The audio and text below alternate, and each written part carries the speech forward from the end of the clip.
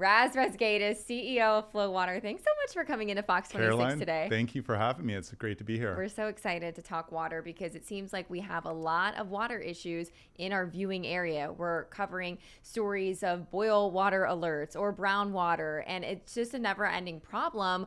Why do you think we have so many issues in highly developed urban areas in places like Houston? Yeah, I know from a lot of the reading and the media reports, as well as a lot of the consumer experiences in Houston, it feels like it's specific to Houston.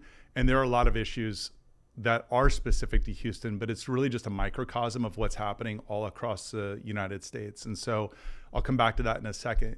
In Houston, for example, we've got a really rapidly growing city, aged infrastructure that's almost 70 years old. There's the East-West water plant that supplies about 70 to 80% of Houston's drinking water to its consumers and constituents that is almost 100 years old. And so when you have stuff that is that old, you have leaky pipes, and in those leaky pipes, you not only lose a lot of water, it becomes really inefficient. You get bad stuff that gets into your drinking water and your tap water, like heavy levels of calcium and iron and magnesium, and then a bunch of other dissolved solids. But what I was saying before is really a truism across the United States, which is this is just kind of a proxy or a microcosm of what's happening all across the United States with really aged infrastructure. And it's a huge problem that we've got to solve. And so we're seeing declining regulation, increasing contaminants in tap water, increasing pollutants that are being used in manufacturing, agriculture, pharmaceuticals, and those make their way into our drinking water stores. And this is why I believe that you can no longer trust drinking water anywhere in the US today. And you can go to ewg.org and just type in your zip code and see a partial list of the many contaminants that are in your drinking water. So this is an important issue. The vast majority of Americans chronically dehydrated, 70% of Americans are dehydrated. Then the water that they're drinking is actually really a chemical cocktail. So our company, FloWater, is on a mission to solve that, but part of that mission is really just to educate people on what the issues are so that they can take control and take matters into their own hands. And that's what you are doing Thursday at Discovery Green here in Houston? It is, yeah. So we have a community-oriented event where we're just going to be raising the level of awareness of what actually is in your drinking water. And so the data is really interesting. About 70 to 80% of Americans, including Texans, and I know Texas always feels like it might have a little bit of a different tilt or experience than the other 49 states, but y'all in Texas feel about the exact same as everyone else does across the United States, which is that the vast majority of Americans don't like or don't trust their drinking water. And it's for a really good reason. And I'll give you an example of that. And these are some of the stats that we're going to be mentioning and sharing at Discovery Green with the community activation, where they can drink Houston tap water and they can also drink FloWater and taste the difference between something that's actually been purified. But today in the US, there's over 50,000 chemicals in use. And those are used in manufacturing, in agriculture, there's herbicides, there's pesticides, microplastic, PFAS comes up in the news a lot. Fewer than 100 of those chemicals are actually regulated by the EPA and the Safe Drinking Water Act. So even if you solve the 94 chemicals that are in there that are in regulation, many of which are outside, our drinking water is outside regulation, there are still tens and tens of thousands of chemicals that aren't even regulated, aren't even on the roadmap. And those are chemicals that are literally turning our drinking water into a chemical cocktail. So my advocacy really is around policy reform. It's around building and rebuilding infrastructure, innovating around infrastructure, some regulatory, appropriate level of regulatory. Too much is too much, too little is too little. But then also consumers taking matters into their own hands. And we live in a world today where you have to treat your drinking water twice. Municipal does the best job they can to get that drinking water to you. But once it gets to your faucet, you need to find a way to filter that. And I can talk a little bit about that in order to drink it safely. Well, when I was checking out FloWater, is that something that you can have in your house? Is it accessible to people, or is this for? I wish, and we're actually not here. What is it? It's actually a B2B product. So okay. FloWater is this super potent purification device. So what we did about 12 years ago is used really current and modern day technology to solve today's problems. And so I was sharing with you these chemical contaminants that are all throughout drinking water everywhere across the United States, and especially and including in Houston.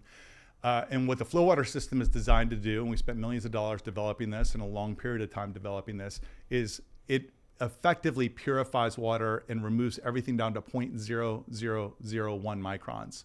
So human hair is many microns wide. So just 0.0001 gives you an idea of how minute the particle size is that get removed from drinking water. And so we use a system like reverse osmosis called advanced osmosis. That's our proprietary system. We put FloWaters into hotels, schools, gyms, corporations. It's a B2B product. So when we're here and when I'm talking to you today, we actually do not have today, someday we will, a FloWater product for the home. We're really trying to just raise a level of awareness. Number one, 70% of Americans chronically dehydrated. Number two, the water that you're drinking out of the tap is literally a chemical cocktail. And so you need to filter that water. And there's a variety of different filters that we could talk about that consumers can use. And then finally, number three, drinking out of something that's wrapped in plastic is not the solution. So half of all bottled water actually is just tap water that's packaged and bottled, wrapped in plastic, shipped everywhere across the United States. And the problem with bottled water, there's many. One is it's sold at 1,000 times markup. But number two is when you're drinking your bottled water, you are literally drinking that plastic bottle. So the average American has 1 plastic spoon's worth of plastic in their brain, just in their brain. They're finding it in 100% of umbilical tissues, placenta, in your stomach. So in a water that's this size, either from the tap or especially in a bottle, has anywhere from 200 to 300 microplastics in it and hundreds of thousands of nanoplastics. And there's about 10,000 chemicals that go into the creation of plastics. And there's only 6,000 chemicals that go into the creation of cigarettes. So just to contextualize a little bit of the seriousness of this issue, both in drinking water out of the tap, as well as single-use plastic water bottles, which again means we're in a world where you just have to treat your water twice and you have to filter that at the point of dispense. Okay, question here, and Yes. I don't know what your take will be, but I'm so confused when it comes to fluoride in water. I've Right. heard so many different things and so many different perspectives. And right, you go to the dentist and they ask you, like, do you want your teeth treated with fluoride? Like, I Right. thought fluoride was good. What's your perspective on that? My perspective on fluoride is I think that fluoride, and I think the data is really clear that topical application of fluoride to the teeth is beneficial during your growing years. The problem with fluoride is forcing it to be in everyone's drinking water, number one, is a bit of an issue just as it relates to American culture, which is, having that be force-fed to people is issue number one, even though it's been the case for most of the last 50 years. But number two is it's really inefficient because the population that does seemingly benefit from fluoride and topical treatment are those that are kids and adolescents between the ages of 0 and 18. And once your bones stop growing, then there's no benefit to fluoride. And fluoride in high doses is a neurotoxin. So the fact that, I'm 51 years old drinking fluoride in my water, it's completely futile to do that. And there's a lot of... Because when you filter water, wouldn't that filter out the fluoride along with all the other stuff that's in it? It depends what kind of filter you use. Okay. So like filters are good. So there's like a carbon filter, ultrafiltration, nanofiltration, and that's like goes from like good to better. And then there's reverse osmosis, which is a membrane. Reverse osmosis is an incredibly potent, and it extracts the vast majority of pollutants, including fluoride. So, my personal perspective is, I think, I've got 2 daughters, they're 21 and 23. Big advocate of fluoride treatments topically into their teeth when they're growing. But as 21 and 23-year-old young women, I don't think they should be drinking fluoride in their water. This is something that you want to extract out of it. Like literally the best definition of water is the chemical composition of it, which is pure H2O. And that's what we need to have in our bodies. But that's not what so many people are consuming out of their tap, pure It's H2O. not. There's a lot in there. There is a lot in there. I mean, there's, and I'll just give you a few data points around that, if I can. In the last 5 years, about 56% of Americans have been drinking water, their tap water, with lead in it. About 70% of Americans have PFAS in their water. There's still no federal mandate around PFAS regulations and no EPA mandate and restrictions around PFAS regulations in drinking water. Here we are 50 years later, 5 Republican presidents, 4 Democratic ones. We have no federal mandate around lead testing. So you could be sending your kids to school and they could be drinking water with lead in it. And that was the issue in Flint, Michigan, right? It was. Actually, FloWater, we had a small part very firsthand in Flint, Michigan, where we donated about $60,000 worth of FloWater refill stations to the city of Flint during the height of the lead crisis. And then we actually had local people, constituents, take water samples from the tap as well as from FloWater devices, send it off to a third-party lab. The lab data that was coming back showed that the drinking water coming out of the tap there was at 45 times the max EPA allowable limit for lead, 45 times.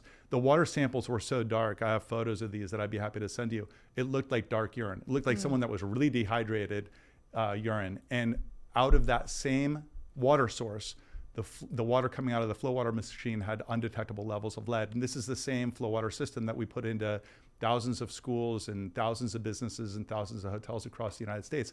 It's really just an indication of why this is so important that you treat your water twice. And this is not a plug for FloWater. And in fact, there's a lot of things and applications where we don't put FloWater units. This is an advocacy around consumers taking matters into their own hands, doing what's best for their health and that of their family members. And I tend to think water and sleep are the two best things that you can dial in and get the greatest amount of ROI. And historically, we feel like we've always been able to trust the tap water, I think 20, 30, 40 years ago. And it's not until more recently where the data has really become crystal clear as to the issues with drinking water today and what we need to solve for. And that's where we've got to take matters into our own hands. And on Thursday, will you be answering questions from the people who you'll be meeting with in Houston about their water, whatever they may want to ask you? We will. So I'll be there personally from about 10 a.m. till noon. The event runs from 10 a.m. to 5 p.m. at Discovery Green. It's right by the children's playground area. And you'll see a community-initiated event where you can sample FloWater. You can also learn more about FloWater at www.drinkflowater.com, as well as water issues. As I mentioned before, if you're curious what's in your own backyard, literally your own backyard, go to ewg.org, and there's the tap water database where you can type in your zip code to learn more about some of the chemicals. It's not an all-inclusive comprehensive list, but it lists out some of the chemicals. You'll be shocked when you type in your zip code to see what's in your drinking water. Oh my but gosh. hopefully what it does is it propels you to actually do something and just simply install a filter or a reverse osmosis machine. And ultimately, as consumers, I feel like we're the ones, regulation doesn't drive dramatic change. I mean, consumers demanding, requesting, advocating for what they want for themselves, for their husbands, wives, kids, friends, and family. Those are the things where we put our dollars is what gets done. And so those are the things that we advocate for, and that's where we're trying to educate the public and bring them along. Well, we're lucky to have relatively clean drinking water here in the United States, but a lot of work to be done and a lot that people can learn. So Raz, thanks so much for shedding light on this, and we appreciate your time. Caroline, thank you. Thanks.